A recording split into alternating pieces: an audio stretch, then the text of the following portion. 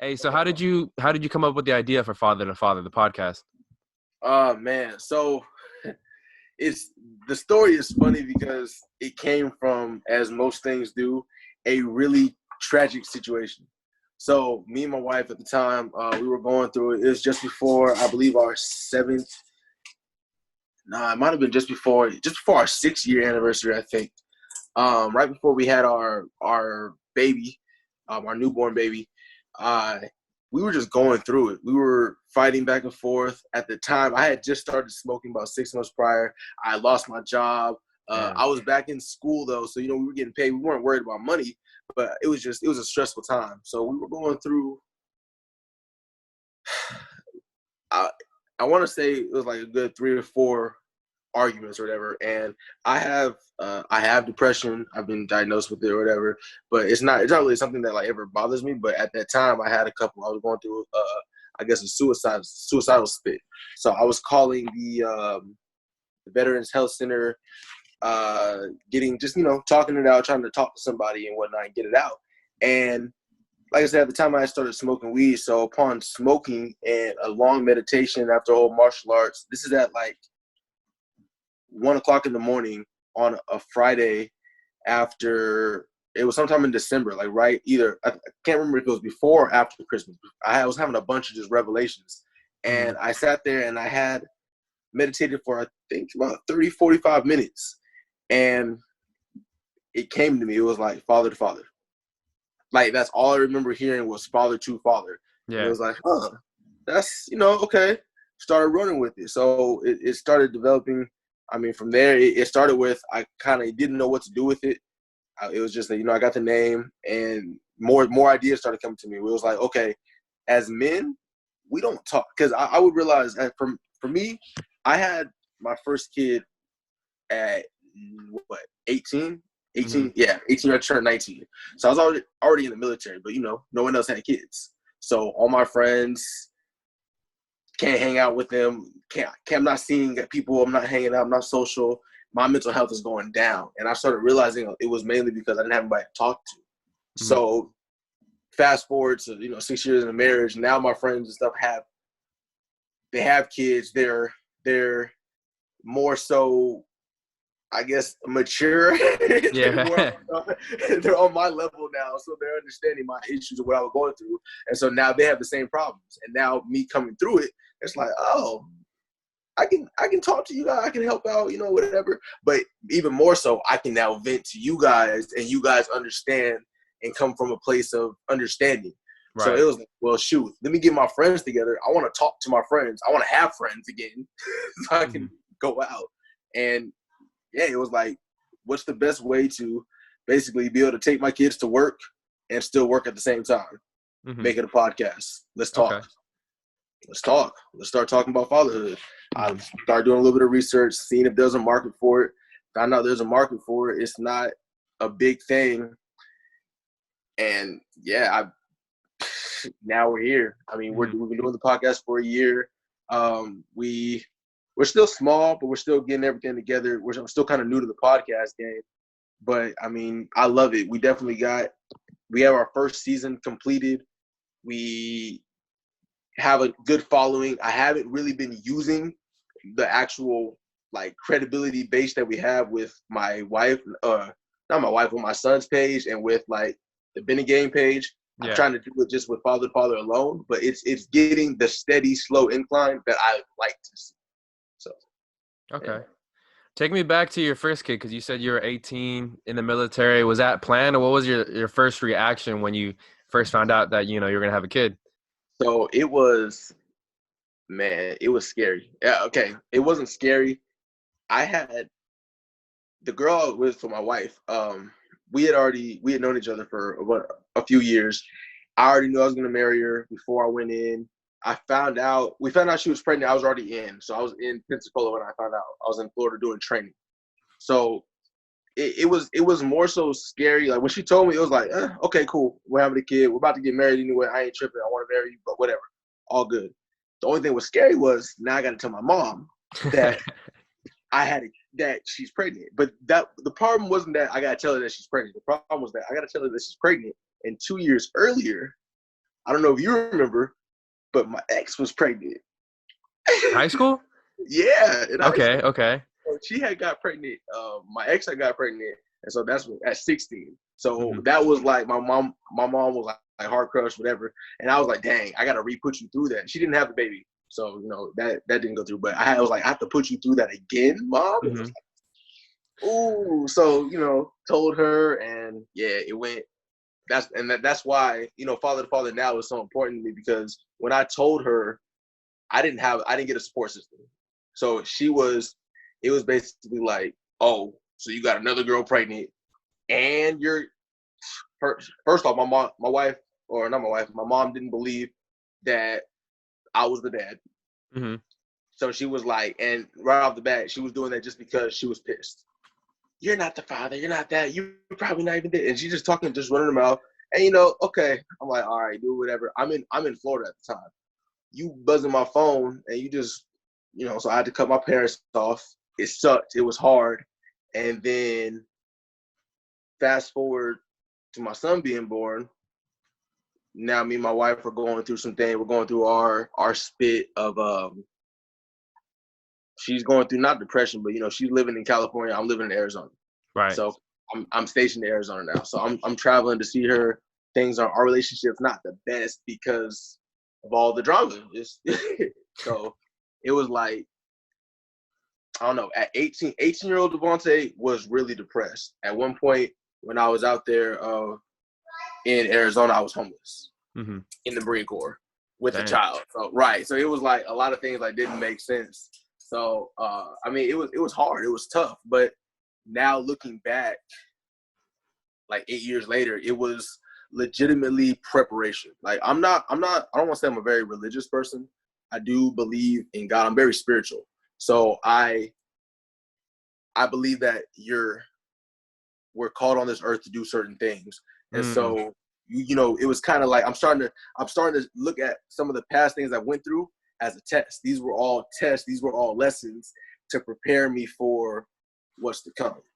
Right. So yeah, I don't know, it was definitely hard. It wasn't easy, but it Hmm. was fun. It was, because being an 18-year-old dad, that is freaking amazing. Like that was like, it was like, oh, I just came from being a father or being in a household with all of the shit I didn't like. Now I'm gonna do with all the shit that I want to like all the shit I want to do. So it was. I think that's why Caden's so like how he is now. Yeah. So talk to me about your fatherhood experience, or at least you being your father figures that were in your life growing up. Oh man, so me personally, my dad, my biological dad, and my mom, they never were together. So Okay. they were together for a moment, but when they never got married or anything. So when I was born, he was in my life for like a year, I think they say, Hmm. and then I never like saw or heard from him again. So I had a stepfather, Isaac, which I'm pretty sure you guys know. I don't know if you remember Coach Matt Heideke. Yeah, That I was remember his. him. Yeah, so his brother was my dad. Okay. So I grew up in a primarily Mexican household with a father who had the same issues I had. Ah. So his dad was not in the picture, and he was replaced by a stepdad. Hmm. So it was like I got thrown into a generational curse kind of cycle thing, and me and him had like a rough relationship growing up. So he was always there, like, as, how can I put it? He was the best father he could be with the knowledge that he had. That's pretty much how I summed up to. He was the best father he could be with the knowledge that he had. He was always there for me. He was there to talk, but there were certain things that he could have did better, or certain things that he didn't quite understand about me. And Hmm. it's not his fault. I can't blame it to him, but for that purposes, it changed me and how I looked at fatherhood and how I react and treat my kids and whatnot. So Hmm. it definitely, like, I wouldn't trade my fatherhood experience with it or me being his son for anything. But we definitely had, butted heads on a lot of things. But Yeah. I also had a lot of other like fatherhood influences, like my grandfather. So he was a CEO of UCLA Medical. I tell that all the time because, Wow. right, Yeah, and so I grew up knowing that, and he's a black man from South Central LA. So, and that's like his story. We don't even know. My grandfather is so rough that I don't even know my grandfather's story. Like, he won't talk about his story with his parents because it's so tragic. Damn. Damn. So it's like he's a very loving and a very like kind-hearted man, but he's also a very like, yeah, you got to do your shit. Like, I grew up in a household where it was like, by the time I was 5, I was already reading. Mm-hmm. They were like, yeah, no, you're gonna learn this, you're gonna know all this. So like, I had a lot of fatherhood figures in there that would like place expectations on me, and then I had a lot of like angels too, I guess you could say, because at one point in time when I was in high school, so as you know, I went to high school in Orange County with you guys, but I lived in Moreno Valley. Right. And why I went to high school in Orange County was because I got in trouble in Moreno Valley with some like gang stuff and all that whatnot. Got wrapped up in the wrong crap. So I ended up basically getting wrapped up in the wrong crowd and ended up back in Orange County. And at the time, me and my stepfather at the time, we were butting heads nonstop. And it had a lot to do with like sports, it just had a lot to do with a lot of stuff. So there was a bunch of, it's always the funniest thing, there were a bunch of gang members. There were a bunch of gang members that lived across the street, just a bunch of OGs, old heads. And I used to go over there and they would teach me dominoes. Ones who taught me music. They would teach me all sorts of like creative outlets and whatnot. And I remember one day, one of them, Twin, he told me straight up, he saw me running outside, got into it with my dad and my mom. He told me that basically I need to respect my mom, get on my shit. And he told me, what's it called? He said, you have 2 eyes, 2 ears, and 1 mouth to listen and observe twice as much as you speak. And that was one of those things that like one of those gems that, you know, left with me for my entire life, that really changed my aspect. And then he's also the same person that told me that the streets will always have, or you have love in the streets, but the streets are not for you. So stay out of them. Okay. So like I had a lot of those little that's why I say I feel like God has been guiding me, because I have a lot of those little, hey, get your ass on track. Yeah. So you can up here and do father to father type shit. Like, did you ever have to compete with any like step siblings, step brothers, step sisters, or anything like that? Nah, they got married when I was 5. So I want to say he was like 22. He was pretty young too when they got married. So he didn't have any kids. They ended up having my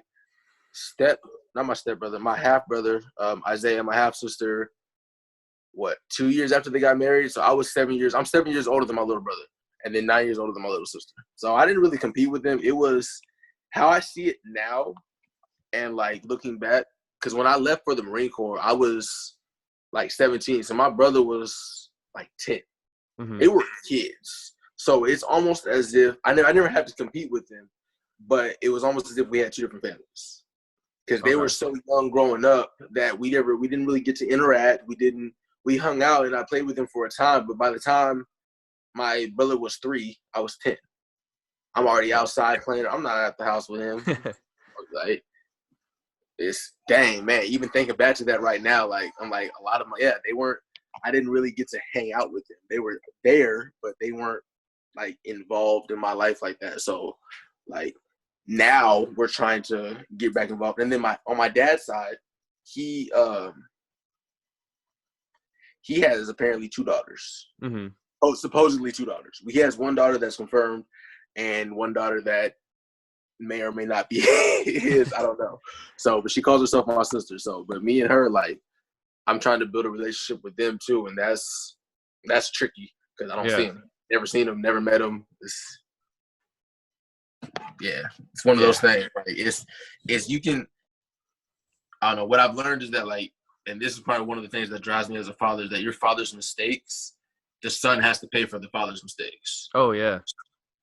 It's one of those things where I got to make sure my shit's tight, so they don't got to pay for anything dumb that I did, because it's like I'm dealing with dumb stuff my parents did. Like, right. So just to kind of bring in my father background, or my, Yeah, my father's or my background, like with my father, both my parents stayed together up until recently. They're filing for divorce now, but for my entire life they've been together. And the thing, I'll always appreciate my dad for at least being present in my life. But I know, kind of like what you said earlier, he did the best he can with what he knew because he didn't have a father in his life, and he had a stepfather. So he was the third sibling of 7 kids. And so Ooh, the first 3 kids, all 3 different parent or all 3 different fathers. The last yeah. 4 were with my dad's stepfather. And my dad doesn't tell me a whole lot, but from my mom and my dad were neighbors. They grew up like literally one house in between them. So they heard a lot of the cheese man, right? So basically what my mom and a little bit what my dad tells me is the stepfather was really abusive. He didn't really pay attention. He always favored his kids. He named one of his kids after himself, and it just seemed like a very toxic situation. I don't want to like put any wrong words, but it just seemed very toxic. And so I know my dad did his best with what he did, but kind of like what you were just saying too at the end was like his mistakes kind of fueled me to want to be a father too eventually down the road when I'm ready. But also like, he put me in a position to go to college. And so through college and through meeting other different people, I just have more resources than I know he had growing up, and to prepare him for fatherhood more, because it wasn't pretty at the home. Like he kicked me out a few times. There was a few times where I ran away from home just because it was toxic, especially in my teens, like right at the end of high school. And I had a couple like shitty things happen to me, that I was like out of control in high school, and it tested my maturity. And I think I was still really immature from like 17 to 19. But we butted head a lot. We butted heads. I don't know how you say that, but And, we yeah, butt but heads a lot too. And like even still now to this day, my dad's going through his own thing too. I've mentioned it on the show a few times. He played football back in the 80s, and he told me all the time that he probably got a bunch of concussions, and you could kind of see that through college. I had a lot of reports that I did wanted to do on concussions, and basically a lot of the long-term effects, I could see it in him. But yeah. it's a work in progress, But like I said in the beginning, first and foremost, like I'm grateful that he was in my life. I just know that he did the best he could, and it was rough, but I'm glad that he was there, present in my life, versus not being there. So see, I gotta say this then, because as a father, you're the type of kid that I would want my son to grow up to be, like Mhm. regardless of all the crap, knowing that I can just tell, knowing that what you've accomplished now, that's Mhm. exactly it. Because your legacy, you're the legacy right there. Like you Yeah. work, bro, you're killing it. And that's like, as a father, like, yo, I'd be mad proud. Like there's no ifs, ands, or buts about it. So Mhm. it's like that, and that's the thing that where it all comes full circle. It's like as long as they're okay and they make it in the end, it doesn't matter. Like my tragic story, they ain't never gonna know my tragic story. They gonna tell them that. You gonna know that the foundation, and that's a lot of what I've been learning about. Like a lot of fatherhood is just it's a foundation, and Mhm. your foundation is depending. It's got to be strong. Like you're not responsible, or you're not in charge. What was it? It's not your fault all the shit that happened to you, Right.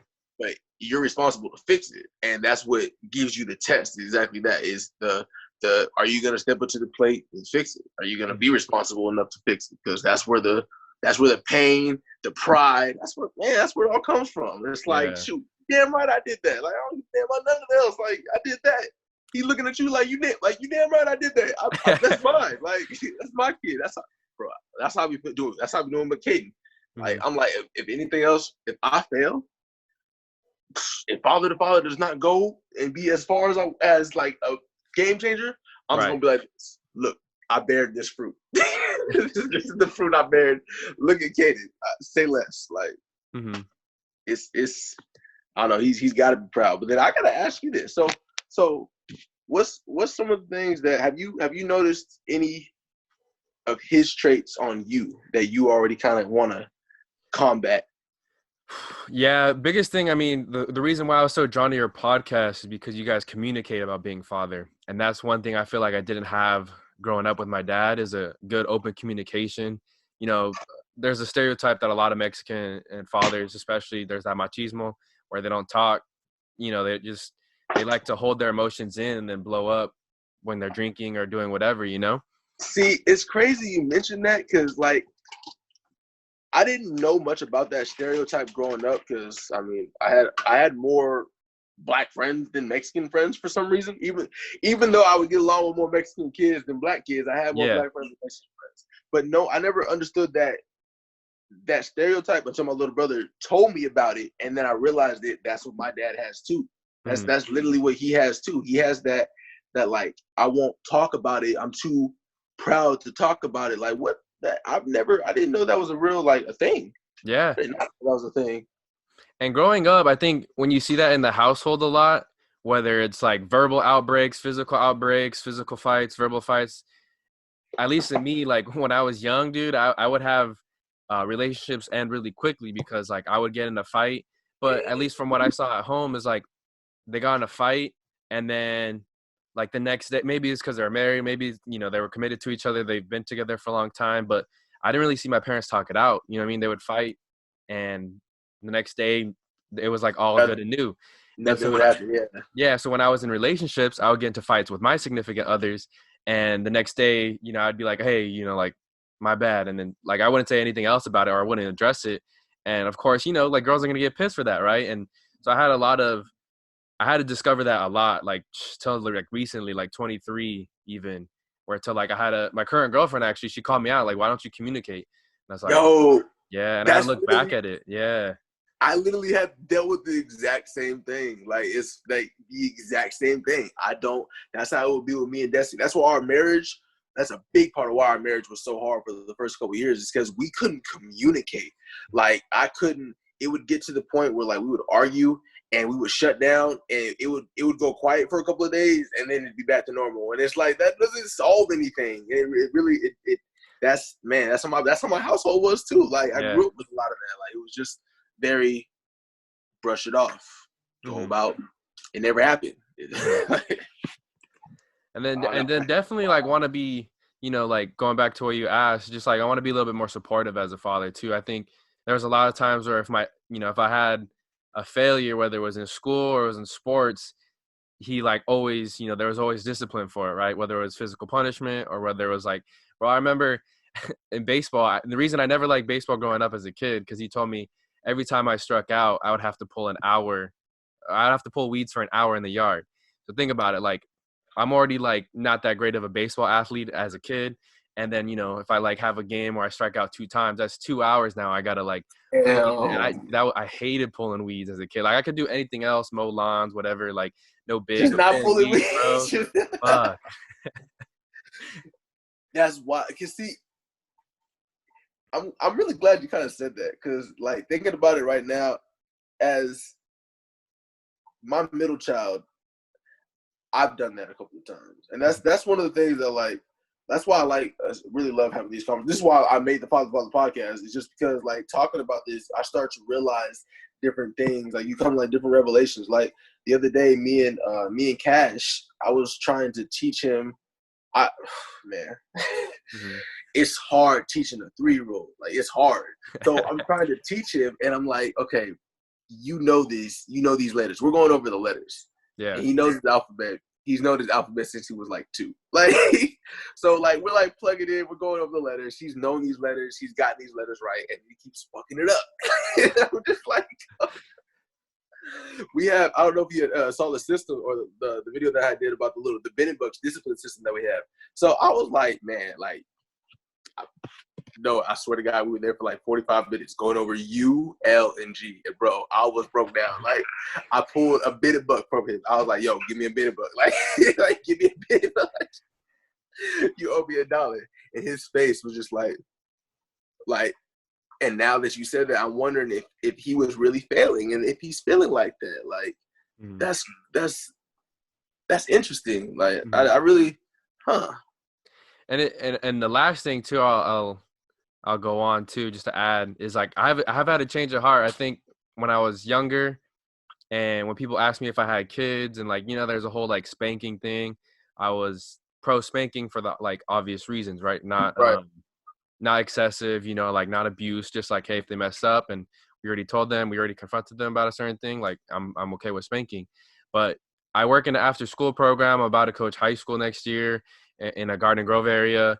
And then just like my recent girlfriend, like they've kind of turned me off from the idea of like using physical punishment. And because I'm working with kids so much and I get to try different like communicative strategies, like there's other ways to get to kids without using physical punishment. And I think, growing up in a household where there was a lot of physical punishment being used, it's like, all right, that's like that's the easy That's solution. the go-to. Yeah, that's the go-to. Yeah. Yeah. But obviously communicating is harder, right? Like it's much harder to like Much control your harder. emotions and talk stuff out. But I think it could be a lot more, what do you say, like productive? Effective.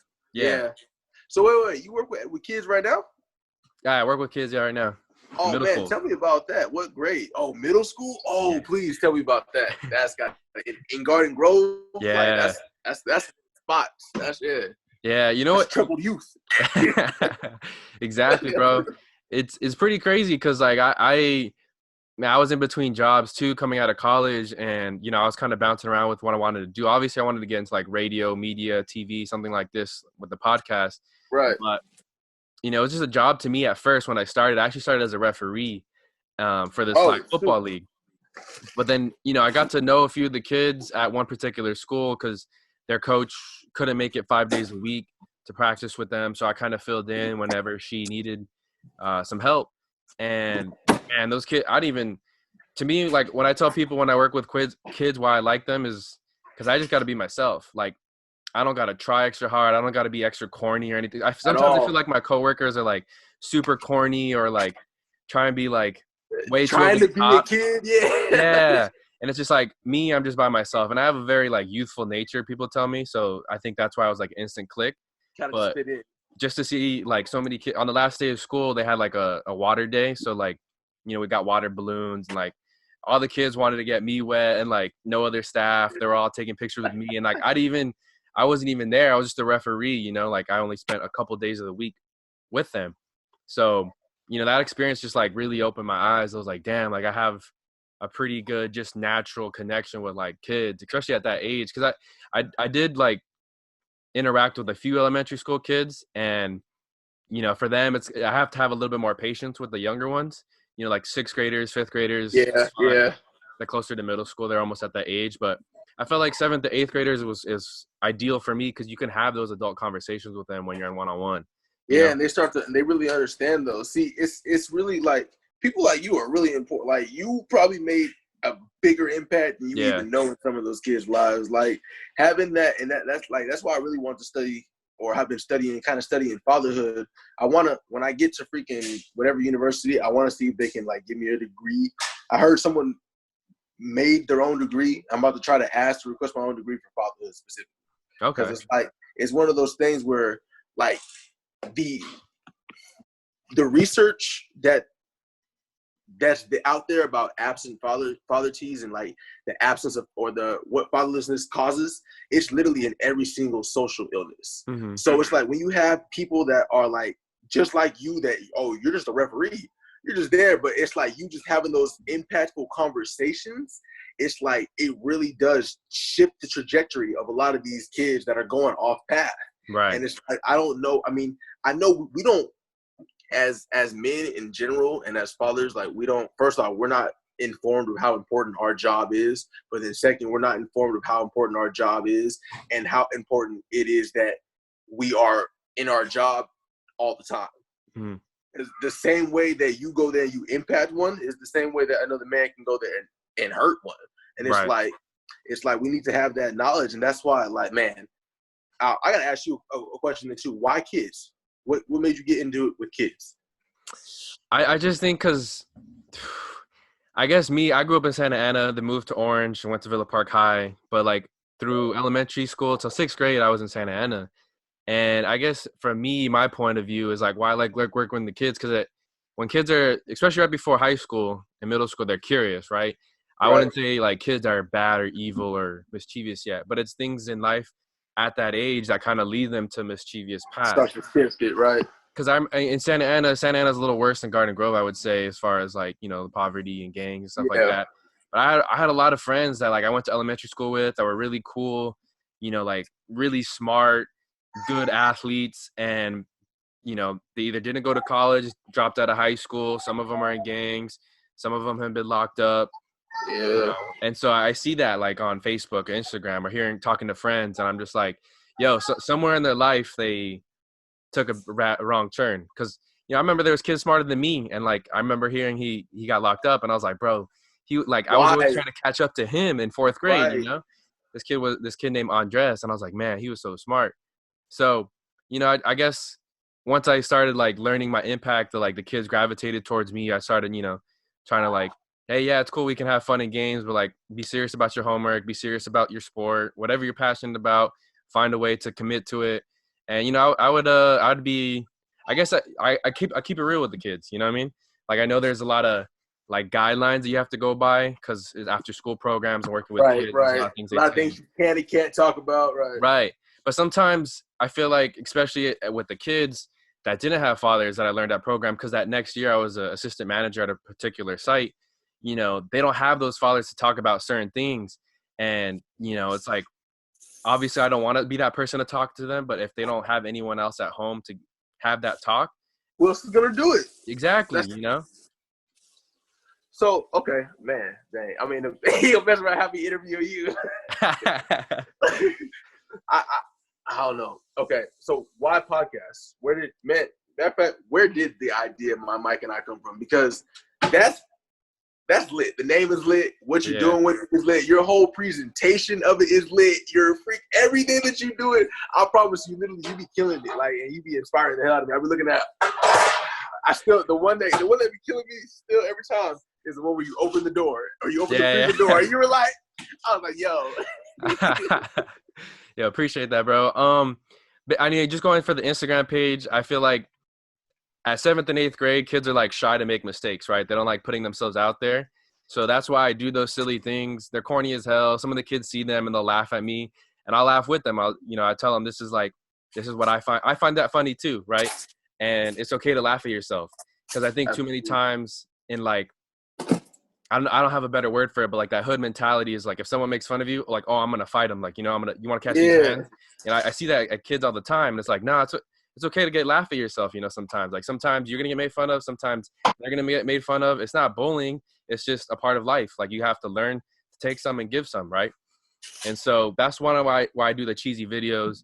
And for the podcast, you know, just me as a person, I've always liked, once I stopped school, I still like learning. You know, I kind of drew a lot of inspiration from Joe Rogan, because he would have comedians on there, he would have fighters on there, but he would also have like crazy like rappers, PhD guy, musicians, yeah, he have all rappers, sorts of people on there. Elon Musk, and people from all different backgrounds doing different things in life. And I was like, damn, that's cool. Like I'd even know that existed. Like I didn't even know that was a job. And so, you know, I wanted to do more of that, because I started the podcast with a friend, and we were going to do sports only podcast because that was kind of like my strength in college. But once he kind of dropped out, I was like, hey, how do I make it more of myself? Like, if I'm just going to do this solo, I'm not the type of person to just talk about me. That's Right. not, you know, I had to find a niche. And so just interviewing different people from different backgrounds. And I've been fortunate enough to where I knew a lot of people coming out of high school and college that, you know, had interesting stories that I went on to do different things. And, you know, I started with one artist, and I had a bunch of different artists on. Yeah, I've been seeing that lately. I've been looking at it, and you've been having some dope artists too, man. I'm like, Yeah. oh, hey, cool. I got some dope music to listen to. Yeah, so that was a pretty that was cool, because I always watched Big Boy growing up, and like, you know, I always thought about being a radio host or like interviewing artists, and so it's cool to actually like be putting that. And it's cool too, because like at the same time, it's cool because I get to meet other dope artists, especially in like Orange County. Because at first I only knew Wimberly from high school. I don't know if you remember him. Yeah. Oh no, yeah. I still be talking to him. Yeah. Yeah. So that's all I knew, and he put me on to other people, and then they put me on to other people, other artists in LA, Orange County, and it's just like, damn, there's a lot of you guys out there, and like, you know, if I could just, you know, I'm sure they feel as good as if like I'm there. They add a new fan if I put them on the show and have them talk about their, you know, career, stuff like that. It's awesome like that. You even having this platform. I was like, man, I'm so geeked to get interviewed, like just to get interviewed. Like that's it's exactly what it is. It's another platform. It's another. I don't know. It always takes me back to, especially with what's going on these days and what's going on right now. it takes me back to the old saying: "The revolution will not be televised." Yeah. This is what it is. This is where the bridge between people, the bridge between all the miscommunication starts happening with little podcasts, little independent radio stations, free radio. That's what this is. This is free radio. It's free radio broadcast. It's a whole like this. It's awesome. And I love that. I love what you're doing. Like for real, for real. And just to add real quick too with the kids before I hop on to something different. When I was at that site last year, there were, towards the end of 8th grade, they go into high school. The kids were asking me like, hey, like, they get to choose electives, right? They have one elective for their class in high school. Yeah. And so one kid came up to me and he was like, hey, like, what's graphic design? Like, do you know anything about that? And I was like, oh, and I didn't know how to explain it, at the beginning, but I was like, it was around the time of NFL free agency. And I was like, yo, like, open up your Instagram. Because I know he was big onto football. And so he first opens it up, and I think it was like, the first post is like Jaguar sign so-and-so. And so I told them, I was like, hey, like that post right there, someone like with the graphic design major made that. Like they put the had to make that. Yeah, they put the team colors, the player picture to cut it out, his number, the years and the amount of money he got on the contract. Someone made that. Designed the whole flyer. Right. And so he was like, whoa. And like he actually took that class, and now he – what's super cool? Like a couple of weeks ago, before free agency started in NFL, he started his own NFL Instagram page. And he's not designing anything yet, but he is just like posting stuff and kind of giving his opinion. And I was like, man, that's super cool. Like that's, see? To me, that like kind of warmed my heart. I almost had like a shed a tear moment. I was like, oh shit. Like, dude, that's that impact. That's that. All it takes is one. Each one teach one. Like that's kid probably. Honestly, you probably changed his life. Like he's probably looking like graphic design. Like, what? That's what they're doing. Like that's he did. What? Like, man, he about to go change the world right now. Like, what you just said. Like, that's what I love about it. That's man. So the reason why I like having a bunch of pitch people, whether they're doing podcasts, whether they're doing like movies, whether they're acting, or I want to get some authors on here too, just to like. Because I know a lot of the kids listen to it, so just to kind of give them like different outlets. Because I think a lot of them is like sports or bust, or like they're not very creative when it comes to imagination. Just because people don't tell them like they could do these things, especially in schools. They don't know. Yeah, in poverty areas. Yeah, so they don't know, and so just to put them on game, like you can also choose careers in music. It doesn't have to be just rap. You could be like what I am, interviewing people. Producer, interviewer. Engineering. Audio engineering. Like, music videos, Right. All that kind of stuff. So I'm just trying to get different people from different backgrounds of different professions just to kind of show them that there's more to – even with sports, that was one thing I didn't know till growing – I was like 19 when I wanted to play football, but I didn't think of like, hey, where can I like how else can I – if football doesn't work out, like obviously, I'm 5'10", I'm not going to make the NFL, but what are other professions in football, right? Whether it's an executive chair, whether it's refereeing, whether it's broadcasting, commentating, writing about sports, there's whole other like job industries that are related to football. One. Right. And that's the stuff they don't teach you in college or not college. That's stuff they don't teach you in high school. Yeah. That's what you need, that fatherhood, that impact to tell you that, to guide you, to let you know, like, hey, this is what you got. This could be this could be that. What is it? This is like a cracker. Sorry, we had a baby over here. Oh, I just put their food down. Dang it, Kyle. Go here. Man, that's all good, bro. No, you're good. So, take me back to your military experience, because you said you chose the Marine Corps. How did that change your life? Going out of high school at 18 years old. Oh, man. Holy, all right. The Marine Corps. So the thing about, I don't know if you remember, I graduated a little bit early. So I graduated at 16. So I had like a good year before I actually decided to go to the Marine Corps. So I started, that's the time that my ex at the time was pregnant or whatever. So she got pregnant, I think, like right after I graduated, something like that, or right around that time.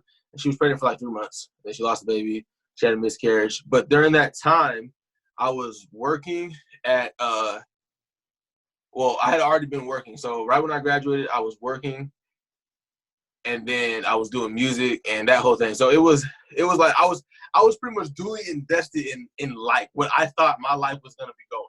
So when we found out that she was pregnant at the time, I had signed up for the Air Force. I was gonna go Air Force, took my ASVAB, ready to go, all that stuff, good to go. It was like a year wait list for me to go. So I was like, man, I want to go now. Like, I need to get out of here. I need to get ready. This is before she had lost the baby. So I was like, my mom was like, all right, cool. I'm going to the Marine Corps. I was still I'm going to the Air Force. I was in college. I was working, and I'm getting ready to go to the Air Force. This is like 6 months before I end up going to the Marine Corps. Or, sorry, this is like 8 months before I go to the Marine Corps. Mm-hmm. So within this time period, like around December, I decided that it was taking too long to go to the Air Force. I'm going to go to the Marine Corps. I signed up to go to the Marine Corps. My leave out date was May. I think this is around November that I actually went to go sign up. So December hits. I lost my job. I got fired because I went to MEPS in San Diego to go weigh in and get certified to go to the Marine Corps. So I lost my job. Dang. The girl loses the baby. Whatever. That's okay. We break up. Her mom sends me a letter, tells me I'm never gonna be shit, and this is after she had told me that she was mad at us for her getting pregnant because she couldn't believe that her first grandchild was gonna be black. Oh, her daughter is Mexican and black, by the way. Yikes. Okay? So yeah, so all that happens, and then I got robbed at gunpoint. Damn. And all my studio equipment got taken. So Crucial Records at the time, done. And this is we're at the height of our shit. We got people coming in for studio time at the time. I'm full time doing this and working, trying to make all my money and going to school, trying to make the record label go and all the shit go. So I lost everything like December 2011, right after I graduated. Damn. So 6 months, or not 6 months, like 4 months go by, and I decided that this is what I ended up going by, in 4 months didn't go by. I ended up breaking up with her, all that in December. January comes around, I'm now kicked out of my house. I'm still 16, or not kicked out. If you ask my mom, I chose to voluntarily leave. It was a mix-up, but I'm not in the house. I'm on my own, and I'm getting ready to train to go to the Marine Corps. So May hits, I'm with my wife now. And I'm going to the Marine Corps. Not May. April hits. Okay. And I'm like, I don't know if I want to go. I don't know if I'm ready to go. Do I really want to go? This is going to be hard, whatever.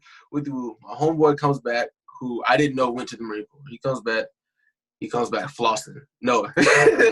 Now, like in the hood, you only got the drug dealers, the ballers, the rappers, whatever. That dude came back stunting. And Damn.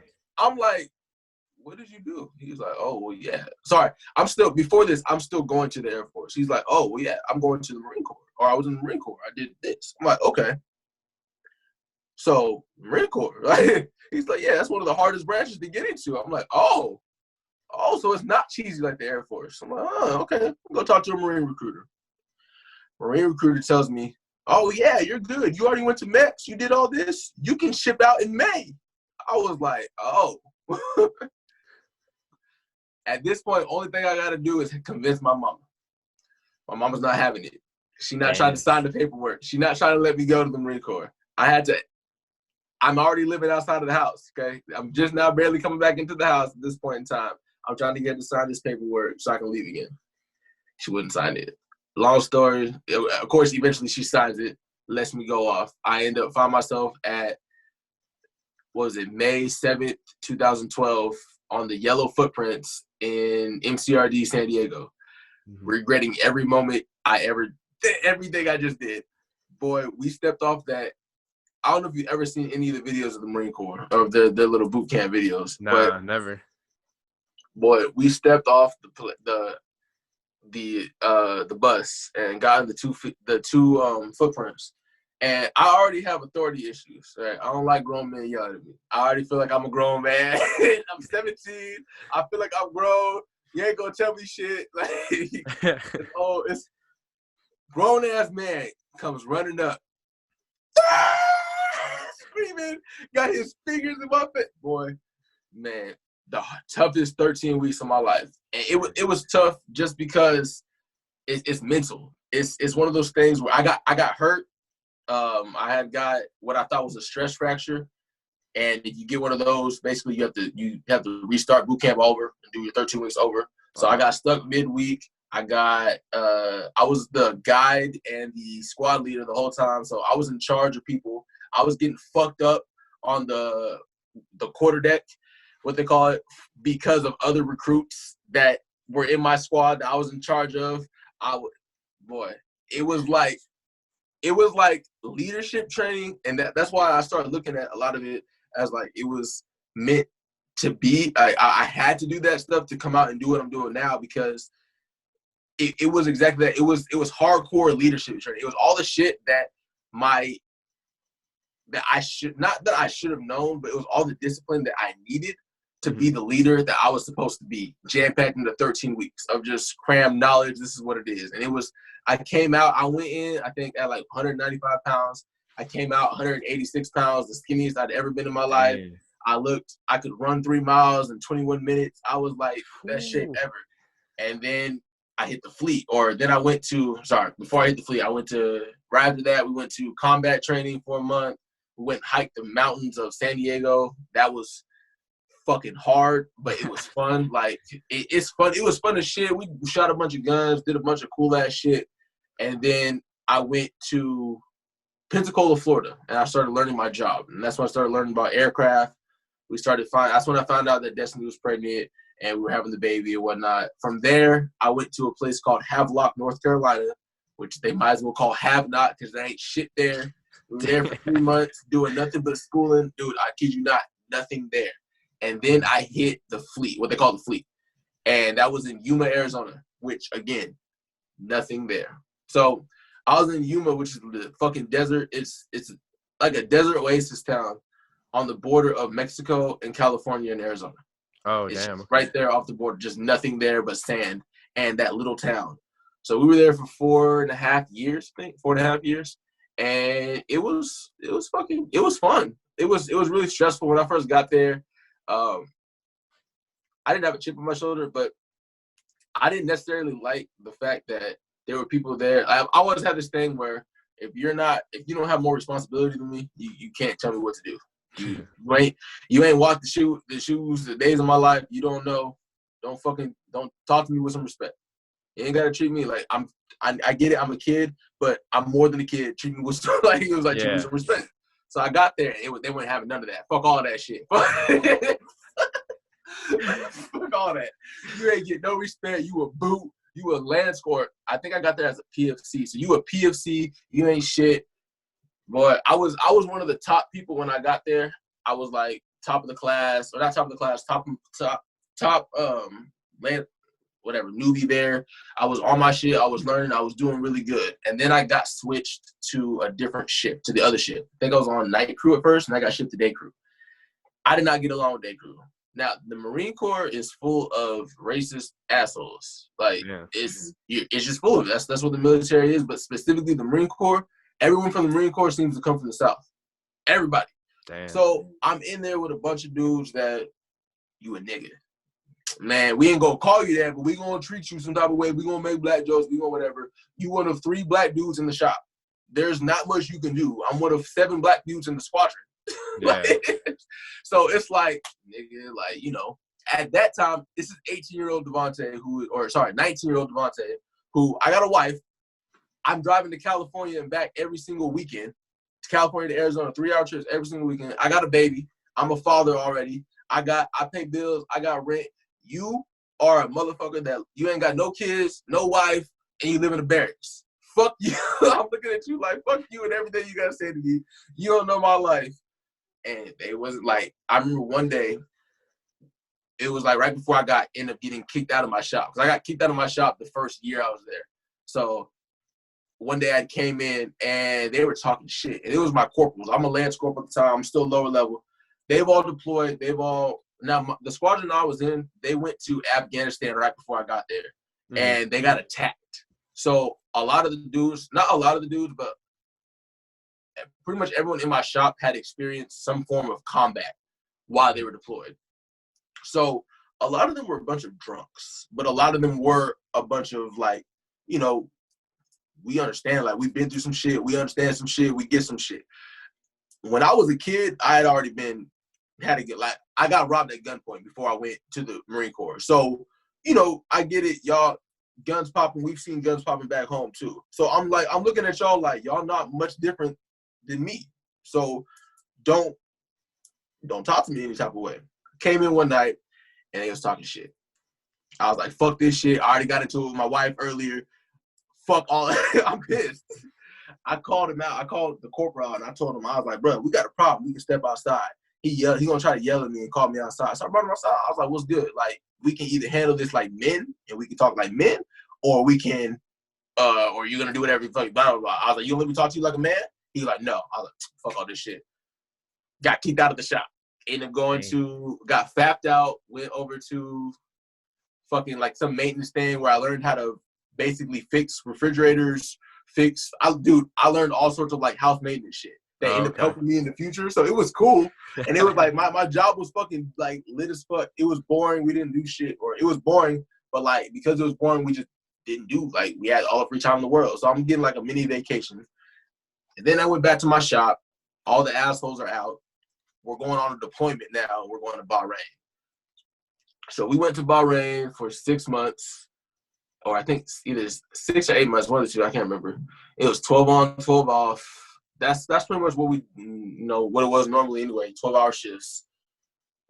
Before we went to Bahrain, I distinctively remember we would legitimately, you would come into work during the daytime, and then you would leave and slap hands with day crew the next morning. That was your school. So it was always 12 on, 12 off. It was like that from before deployment, through deployment, after deployment. It was just work. And it was like grind. While we were on deployment, I won't say I mastered my job, but there's only so far you can go in what's called your MOS. Yeah. So at certain levels. So I had capped out everything that I could do. And this is the thing. At this time in the shop, I'm still the only black dude. I'm like one of two. So I'm still dealing with racism and bullshit. This is around the time we were deployed when Trayvon Martin got shot. Oh, shit. So I'm dealing with that on deployment. Dealing with people trying to talk shit, running their mouth, whatever. So on deployment, I'm away from family. I'm away from everybody. Bruh, I'm telling you right now, I was like zoned. Like, I've never been so zoned and determined in my life. Not killed. I was fucking destroying everybody in my shop. I had the most quals in my shop. I had quals in my shop, quals in the other shops. I was fucking shit up. I was on my shit. So when we came back, I also got into like a big ass fight with somebody over some racist shit where I beat his ass and they got it on video. Yeah, bro. I had to earn my respect in my shop. Like, and I had to like earn it. I earned it physically. Like, it was like legit. Like, after that day, after I had beat him up, after he was talking shit, they weren't fucking with me. He apologized. Everybody was like, "Oh, okay, cool. I get it. We ain't going." All right, bro. Yeah. You the one. So we got back from deployment, and my shop that I'm with on deployment, they're all getting out. Everyone's getting out of the Marine Corps. Their contracts are up. So all my mentors, everyone that I'm close with is getting out. It's just me and all the juniors. Bro, we get there, we got a whole new leadership. And leadership is the racist asshole who didn't like me before, bro. They back. These mofos is back. So now they back, but they back, and I know more than them now at this point. I worked my ass off. We are now equals. You might be I'm a lower rank than you, but we're equals. So if not, I'm no more than you. So we're back in the shop for like 6 months when I got back. Everybody I was with picked up corporal. I got non-rect, which is non-recommendation, 3 months.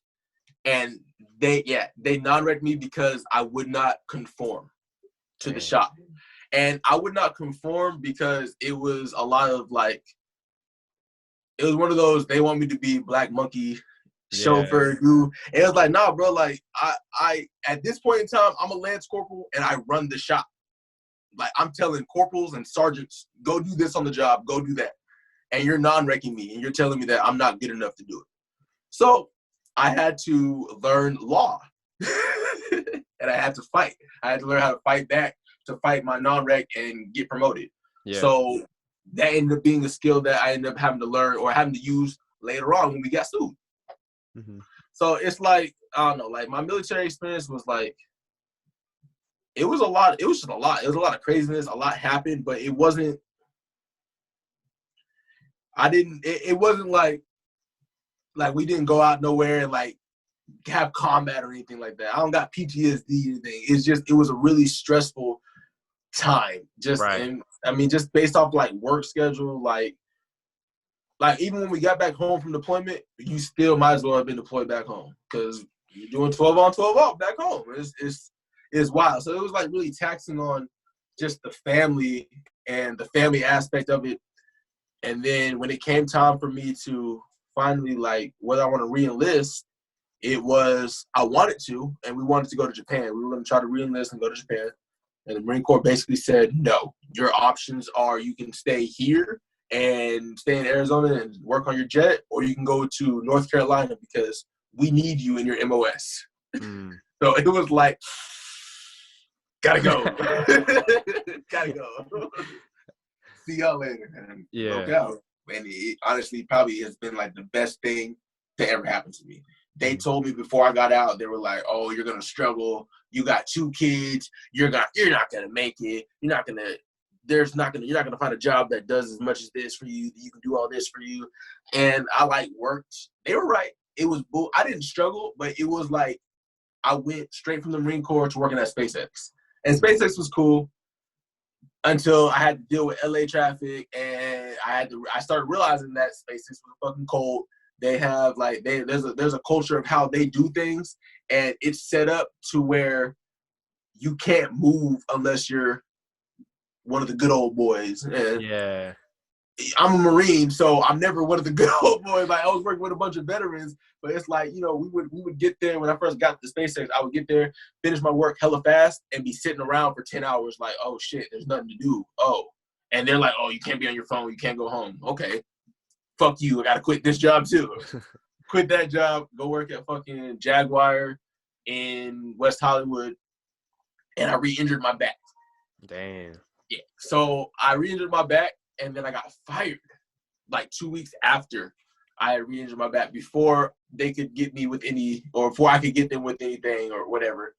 So, and that's when I, you know, ended up hit with the depression, got the baby come around, and then father it. And since I got fired, like me getting fired has been the best thing that ever happened. It forced me to pick up the mic again. It forced me to use my creativity to make money. It forced me to go do things that I like back in school, freaking father to father, doing cadence thing, doing the Instagram. It's a lot of my life now is starting to come full circle. And it's like, oh, you went through all of that to get you. If I didn't go through all of A, B, and C, I could have never got to D. Mm-hmm.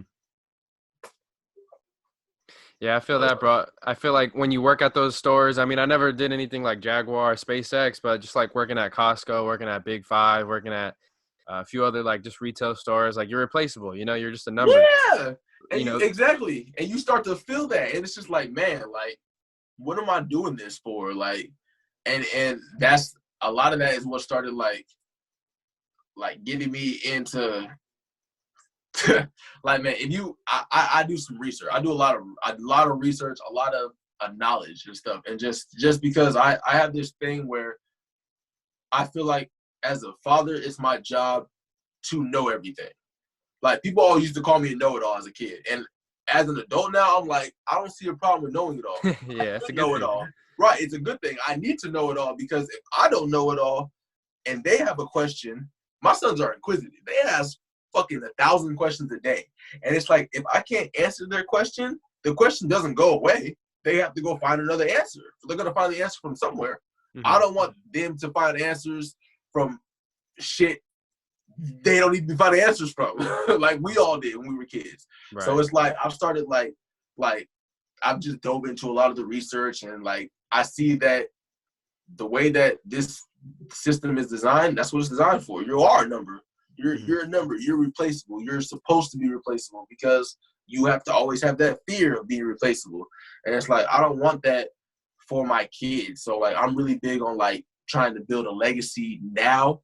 And I'm really grateful that he was able to start building his own legacy already. But like, I'm really big on building my legacy and having something to really leave them that's like that's really tangible, not just like even more so than just tangibility, like tangible and intangible, just so that they know first and foremost, yo, daddy lived his dreams. Daddy did what he had to do to go live your dreams. You can live yours too. Don't give up. It's going to be hard, but fucking do it because you're going to be fucking happy. Mm-hmm. Don't go work and be a number. Don't go do this. Let's look at things another way. Let's solve other problems. It's just trying to be well-rounded with it, like as the fatherhood, bringing everything full circle. Yeah, and that's one thing I really saw from my father experience. You know, like he worked for like a company and they kind of did him wrong when he got hurt, not at work but outside of work, and there, you know, he had also been there for such a long time that they were starting to cut off people so they don't have to pay like their Social Security, pensions, just like kind of undercut him. And you know, but like one thing I will say, like he had such a hard work ethic. Like this man worked like when he was sick, worked when he was injured. Like he would not call days off. So like, you know, I'm always grateful because I got his work ethic instilled in me. And that's the thing is like, if you put like a really hard work ethic in this entrepreneurial business, whether it's music, whatever you're doing, podcasting, anything, if you have a really good work ethic, that's what you need. Like that's the main priority, you know? Exactly. It's key. That's the biggest, that's honestly like the biggest thing about it. Keep working it. Like it's gonna go. Just keep working it. Yeah. Can't fail unless you stop. Yeah. Now I want to go back real quick too, because I remember on Instagram, I remember seeing you used to fight jiu-jitsu and everything. How did that come about? Oh yeah, man. So when we got back when we were in the Marine Corps, not when I was in the Marine Corps, we were in Bahrain. I was doing what's called what do we call it? Big Map. It's called Big Map, and it's the Marine Corps martial arts. Okay. So I got as far as I could in Marine Corps martial arts as a Lance Corporal. I couldn't go past my green belt because you have to be a corporal to get your brown and black belt to learn different techniques. So while I was out there, I've been doing karate and martial arts my entire life. I've been doing this since like for as long as I can remember. I never really was in like a class or anything, but I watched a lot of anime. I did do karate for like a good year and a half, and I just loved martial arts and fighting, and I mean it's just what I did. So when I got when we were in Bahrain, we had a group of well, first off, McMap teaches you a little bit of jiu-jitsu. So I started rolling around, practicing jiu-jitsu and stuff off the mat for McMap with a group of my friends while we were deployed.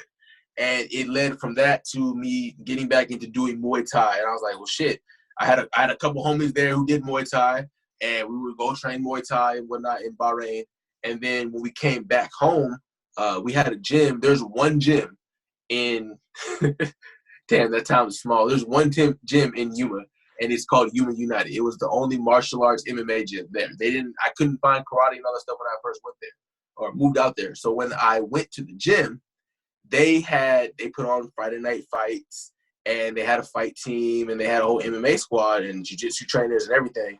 And so I talked to the owner, and we started training there. Me and one of my friends, Rajnak, I started training there for a little bit. And we did the Friday night fight. And it was like, you know, I had gotten into fights as a kid. I did martial arts. I knew how to fight. It wasn't like, you know, it wasn't like I couldn't fight. I didn't get mad. I knew how to fight. I had a good basis and everything. So we fought. I won. My homeboy Rajnak was like, shoot, you're good. The coach was like, you're good. It was like, okay, let's do another fight. I was like, all right, let's do it. And then there I started going to the gym more, training. I got really serious at one point, and I was doing it for a good year. I was just training real hard. I won like 3 fights, lost like 2 fights, but one fight, and this one was on YouTube. I have like 2 fights that are on YouTube. One was my most recent one, and it's garbage. I was like 285 pounds, out of shape as fuck. Like, it was garbage. But there was the one before that where it was my last fight in my like amateur or before I stopped fighting for a while, and it was against a champion. It was like a champion fight, and I got robbed. I got robbed of the fight. I knocked him out second round. Dude was out cold. If you go watch the video, they cut the video where he got knocked out, and so he's knocked out, and they let him come back up. Third round, he beat me, and he didn't beat me by like tapping me out or knocking me out. He just kind of was just moving a little bit more than me. So when the points came, he took the third round. So it was like, okay, well, I don't want to Damn, man. That's how I felt, dude. I was like, well, fuck it. And then at the time too, and then my wife had the second baby, and it just ended up becoming like less and less of a priority. Then I am having to stop. But like even now, like I do karate right now, and I'm hella big on that. Like that's what I teach to my family and whatnot. I just love, man, martial arts has always been, if anything, that's my foundation, like for life. I remember I got it grasped onto me as a kid, and like I always loved meditation. I always loved the spirit stuff. I always loved the discipline and the training and like everything that went along with it.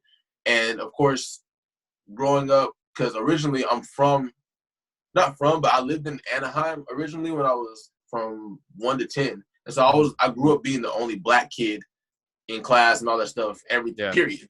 So when I came, or not when I came to Maroon Valley, when I was younger, I would get into fights, get picked on. And I remember I got into a fight at like 9 years old because a kid called me a nigga. So like it was always like one of those things was like, okay, well I can defend myself too. I don't got to be afraid of anybody. It just had so many benefits, so it really like grasped onto me. When it came time for me to really be able to fight, it was like, yeah. But I don't know. Like now, especially knowing what I know about concussions and all the shit that goes along with it, it's not something that I want to do. Mm-hmm. So it's like I just stopped. Like I won't take a professional fight. I won't take an amateur fight, but I will do I'll do a karate tournament. Yeah. But I won't do like an actual like. Yeah, I can't do it anymore now. Now it's like I got too much to lose. Right. You got to be a father, man. Exactly. It's not worth it. Yeah. No, but that is one thing I want to look more into, just because I have been doing meditation and yoga like the past 6 months. And I was reading a really dope book saying like how I think, a lot of people take even boxing.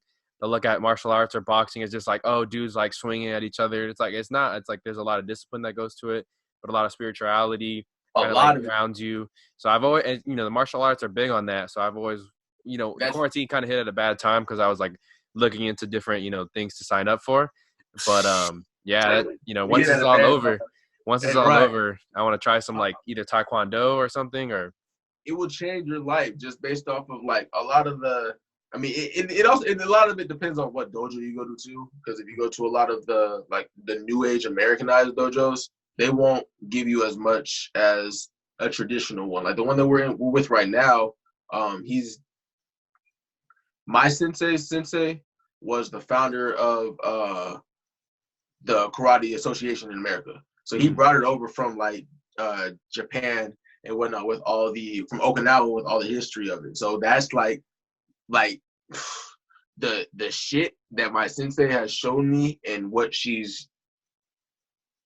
Like I said, I do a lot of studying of like spirituality and spirit science and whatnot. And the stuff that martial arts teaches you and how it coincides and with our bodies and everything, it's amazing. It's like miracles. It's like, dude, really, you can do this? Like you can like you would be amazed how much like it is. It's grounding. It's amazing. Martial arts is one of my favorite things in the world. Yeah, bro. That's how I feel about yoga. I was like, damn, I went like 24 years without knowing this shit. Like, bro, yoga is what changed my yoga. I swear to God, I attribute my weight loss to yoga because that's what my back injury is what caused me to gain all the weight, and yoga is what not fixed my back injury, but was the only thing that would help solve the problem. And it just started burning off the weight too. And I was like, dude, yoga's like, where have I been? Why did we not know about this as kids? Like, what the fuck? Right? Like this could have been so good for football. I swear to you, I have been wondering, like, I don't know, is it just me or like after you do yoga, you just can't go back? Your body just don't ever feel the same. Like, yeah. No, and I remember like, I always think I'm pretty flexible. Like I stretch regularly even before yoga, but like I'll go to different yoga classes with my girlfriend, and bro, like they got me doing some weird position and like, oh, like my hip doesn't go that way. Like I I see people, you know, a little heavier, a little less athletic looking than me, and they do it with no problem. I'm just like, whoa, okay, like. Cause yo, she can stretch. Like I'm telling you, I didn't know I can damn near I can do the splits. I can do the Yeah. splits. Yeah, dude, I can do the splits. Like it's wild. Like it's like I never would have thought that I would ever be able to do that, and it's crazy. Cause like I said, I have a hurt disc in my back, so when I get tight, I can feel that there's a significant difference in my body than like when I'm tight and I haven't done yoga for a couple of days, dude. I'm grumpy. I'm angry. I feel how I feel. It's just bad. I feel that. Yoga's my shit. Mm-hmm. So transitioning to your kid, Caden Bennett, you know, I had a chance to see him and Dave, that show on FX. It's on Hulu too. But I mean, how did you get him into acting at such a young age? Man, luck of the draw, honestly, with acting. Or I don't want to say with acting. So it was like planned but not planned. So me and my wife both do she does photography. She's a full-time photographer, and I do videography, and I knew all about videography and whatnot. I studied in high school for the music and whatnot. So when we were living in Arizona, we would always hear that he was really good. He should be in movies. He should be in acting, all that stuff. But of course, when we were out there in Yuma, there's nothing out there. San Diego was 2.5 hours away. Phoenix is 2.5 hours away. And it's like, of course, you can't take him to auditions. We can't do anything with it. So right before we got out, she started him an Instagram page.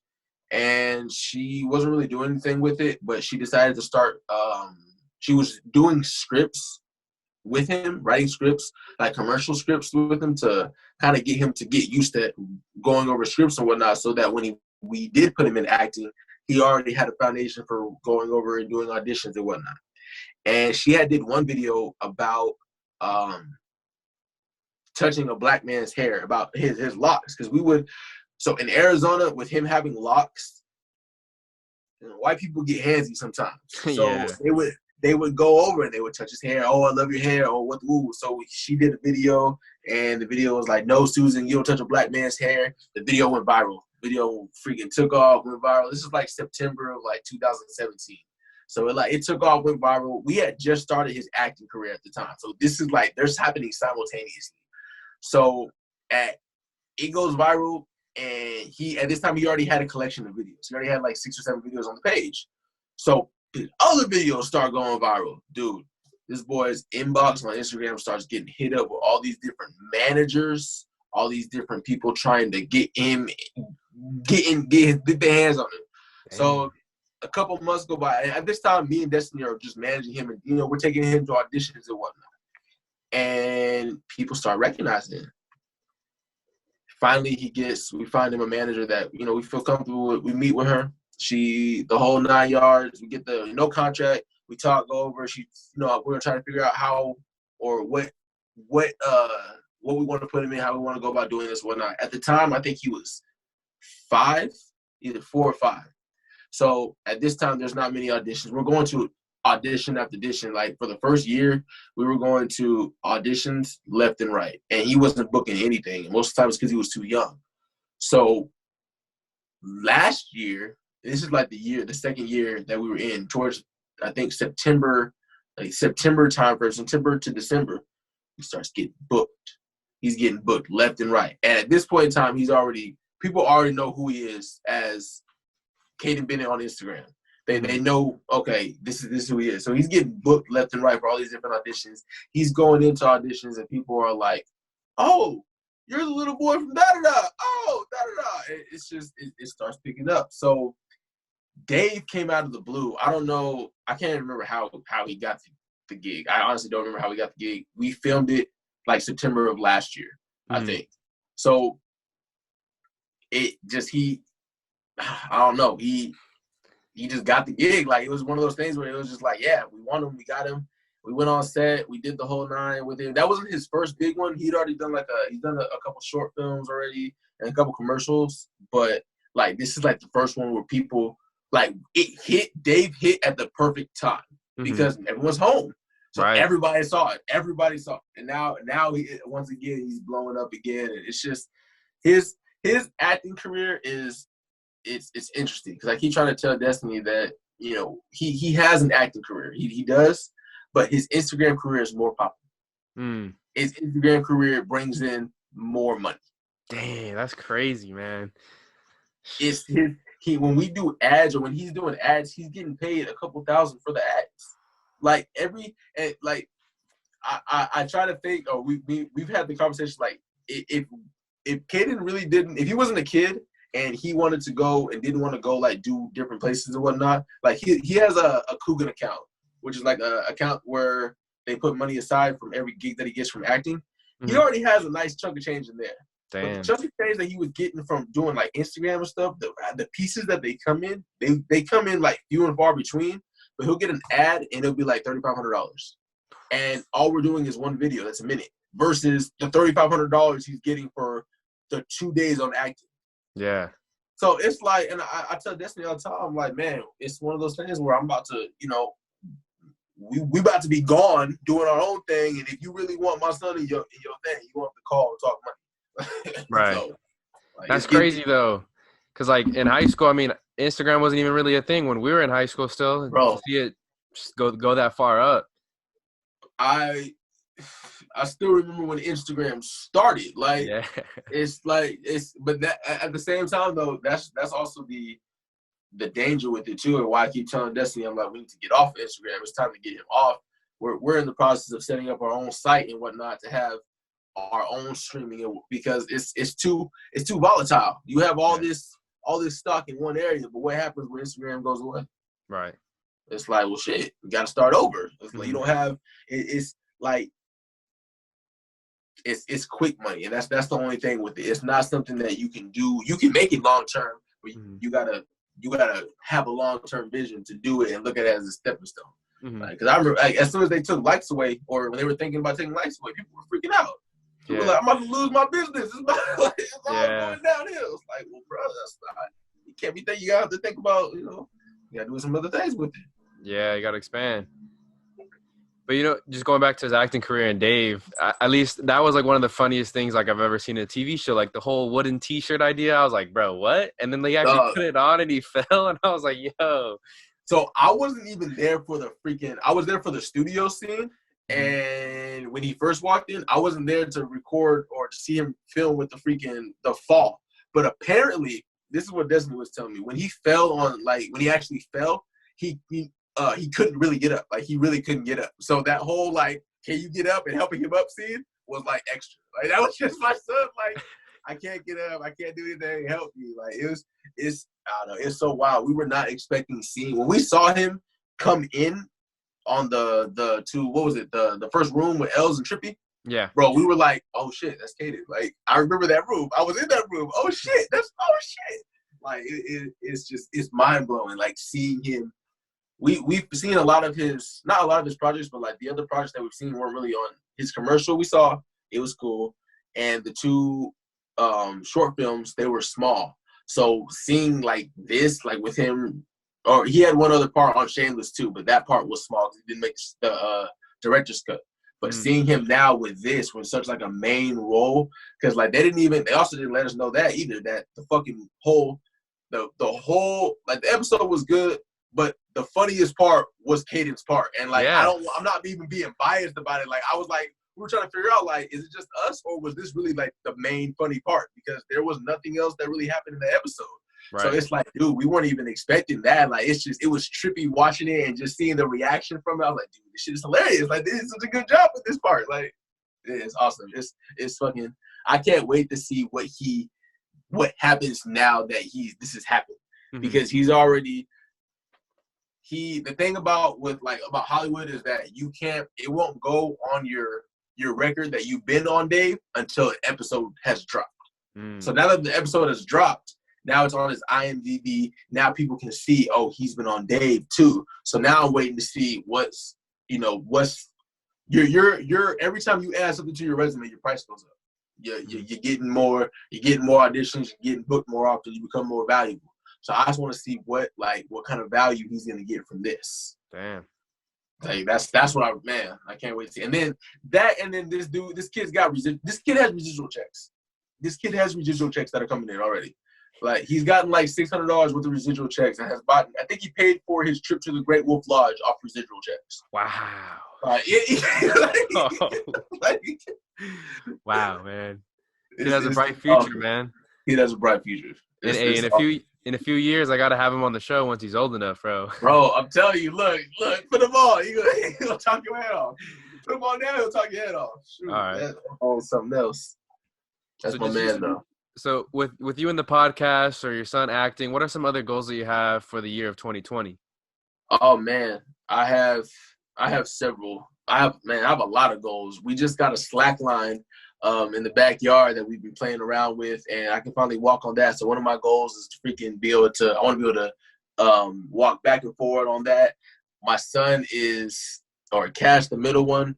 We're doing homeschooling with him, so I got a bunch of homeschooling goals, learning goals that we got set with him that we want him to be on. We're trying. A lot of it is just a lot of my goals. Honestly, now I think about it, are a lot of fatherhood goals. Like I want, and a lot of family goals. I have we've been putting together, or we've been talking about estate building. So we're looking at right now, really trying to start this year, I guess, doing some what we call grown-up stuff. Looking at really getting our investments together, our assets together, getting our debt wiped away, getting our credit looking nice, pristine. That's honestly what like the end of what our 2020 is looking like. That's what we've had as goals. That, and then I want to get my black belt. I want to put out 2 more seasons of Father to Father. I want us to get to about 5,000 followers by the end of the year.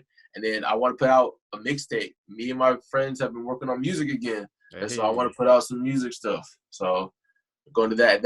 And then I don't even know if this goal is going to be, if I'm going to keep this goal now, because I wanted to do more public speaking events. And we just got a venue that we were doing. We're going to start throwing events at. But now I'm like, damn, man, this whole coronavirus has fucked everything up. I don't know how people are going to feel about being in areas with other people. Yeah. It's gonna be public speaking like this, bro. Like you're gonna be talking Yeah. over Zoom meetings or something, like, virtual. Exactly, dude. If it is, and that's honestly where I think I might be changing some of my goals to start doing more videos. I really want to start doing more. I want to get now that I've lost all the weight and I look good again. I feel like I look good again. I got my confidence back. I want to really put myself out there and not put myself out there, but I want to be able to really make an impact and help other fathers get to where I'm at.